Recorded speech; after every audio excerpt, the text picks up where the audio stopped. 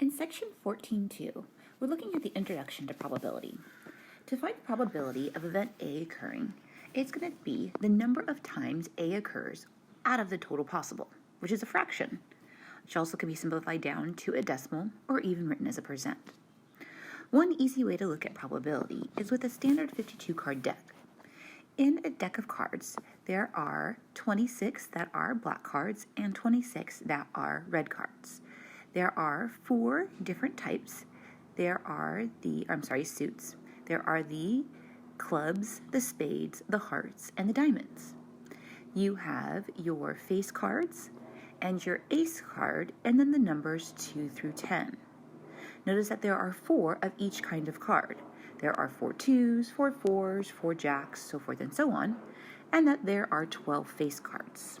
Just some information that we'll be using throughout our probability problems. Question number 1 says, using a standard 52 card deck, find each probability. So we want to find the probability of picking a face card. Well, as we just mentioned, there's 12 of them. I'm looking at these 12 cards. There are 4 jacks, 4 queens, and 4 kings. So the probability of getting a face card is going to be how many I want out of the total. So the total is always going to be 52 since there's 52 cards in the deck, and we're looking for those 12 face cards. So then if I reduce my fraction down, it would reduce down to 3/13. And feel free to use your fraction key on your calculator.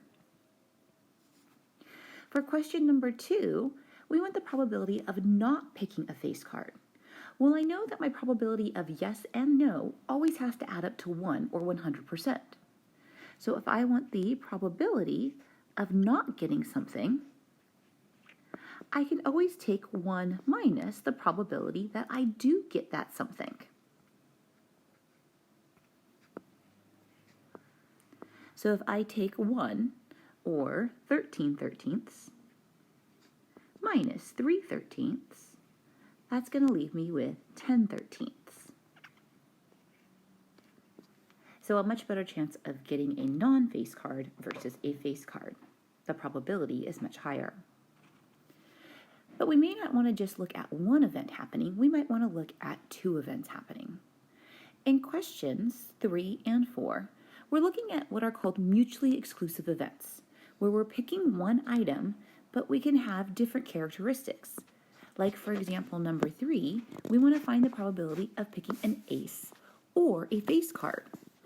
So if I want to find the probability of picking an ace or a face card, and I'm picking one item, I'm going to add those 2 probabilities together. So I'm going to take the probability that I get an ace card plus the probability that I get a face card.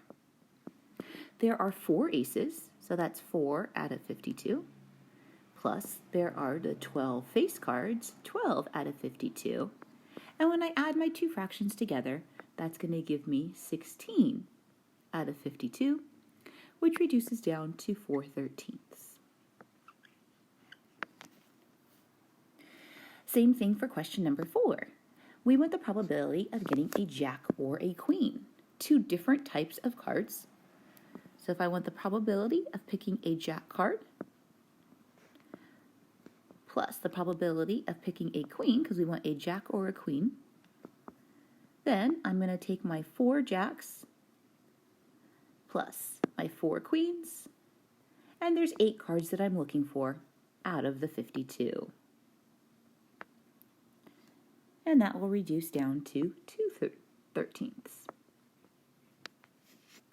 Now, when you're picking one item, sometimes there's going to be an overlap.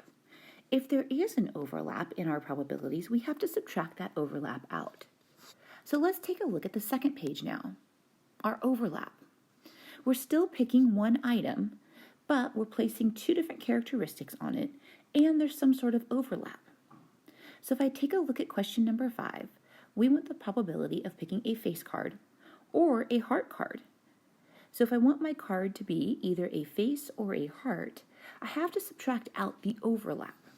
So let's go ahead and start off with, you're going to take the probability of your face card plus the probability of getting a heart minus the probability of the cards that are both a face card and a heart card.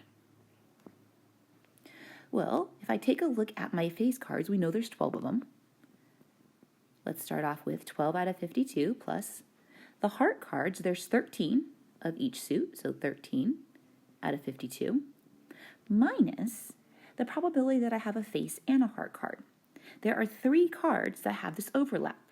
That would be the Jack of Hearts, the Queen of Hearts, and the King of Hearts. So I want to subtract those 3 out. And if I've got 12 plus 13 is 25, minus 3, that would be 22 over 52. And that would reduce down to 11/26. Let's take a look at another overlap. Number 5 says, what's the probability that I get one of the aces or a club card? So again, I'm going to start off with the probability that I get an ace card, plus the probability that I'm going to pick a club card, and then I'm going to subtract out the probability that my card is both an ace and a club.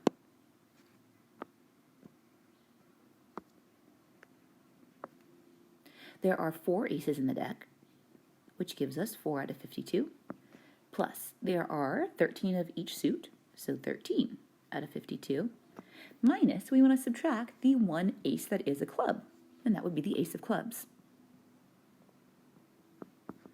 So we can take 4 plus 13, which is 17 minus 1, and that gives us 16 over 52, which reduces down to 4/13.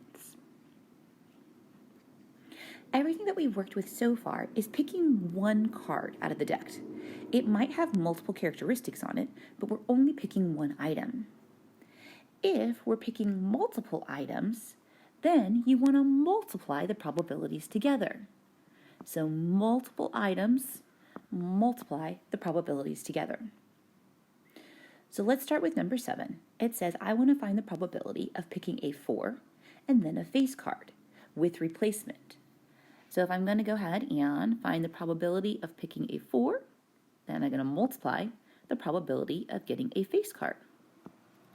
So if I want the probability of picking a 4, there are 4 4s.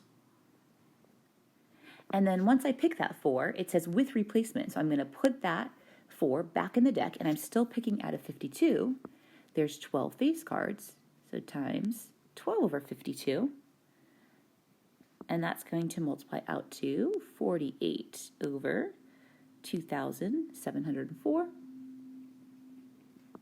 And that reduces down to 3 over 169.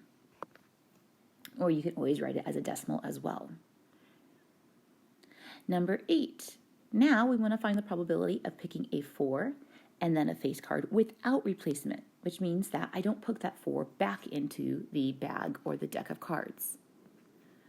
So again, we want the probability of multiple events, so we're going to multiply the probabilities together. And there are 4 4s in the deck, so my original probability is always the same.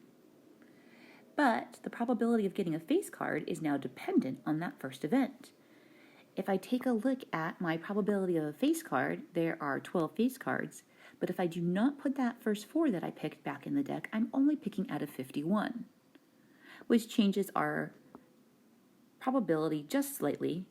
Now we have 48 out of 2,652, which reduces down to 4 over 221. And if you look at these as a decimal, they're very, very close to each other. The probabilities aren't that different. Our last one, number 9. We want to find the probability of picking a queen and then another queen without replacement. Again, we're multiplying our probabilities together because we are picking multiple items.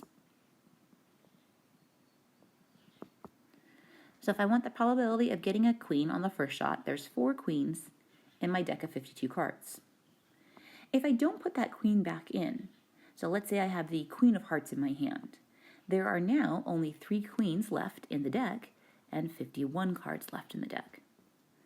So this would give me 12 over 2,652, which reduces down to 1 over 221.